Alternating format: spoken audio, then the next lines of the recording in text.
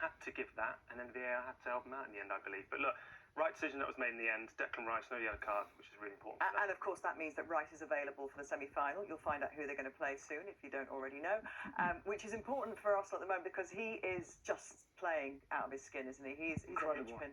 And especially with Thomas Partey, who got a yellow card late in the game tonight, so we'll miss that first leg of the semi-final. So how do you replace Partey too in that game? Do you play Rice as a 6, but then you lose a lot of what he does with those running and the energy and the activity he has everywhere? You play Jorginho, who is the different player to Partey. So Mikel Arteta will have a bit of time to think about that, but Rice, again, outstanding tonight. And the consequences of this and perhaps the rest of the season for Real Madrid, because obviously 15-time winners, holders currently, going out of the tournament is one thing, but Ancelotti seems to have just lost the connection with the players. Even some of the comments he made last week, there's talk about him going off to manage Brazil. There has been for a while. And this morning we hear maybe Klopp is the man who's going to come into the Bernabeu. I think there's just...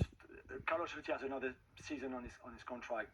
He won't be there next season. I think tonight is an embarrassment from a club like Real Madrid. Overall, the 2 legs to lose 5-1 against a very good Arsenal team, but you are still the reigning champions. This is still Real Madrid. You have amazing talents, maybe the best players in the world in Vinicius, Rodrigo, Bellingham, and Mbappe, really. And to lose in this manner, where there was no plan tactically, nothing. It was an absolute mess. The first leg, the second leg, is just not acceptable. So they have to change. They have to change their policy. They have to change their manager, and somebody has to come to replace Ancelotti and actually have with a plan, with an idea on how to play this team. And even players-wise, they need to make big calls now. Do you keep Vinicius?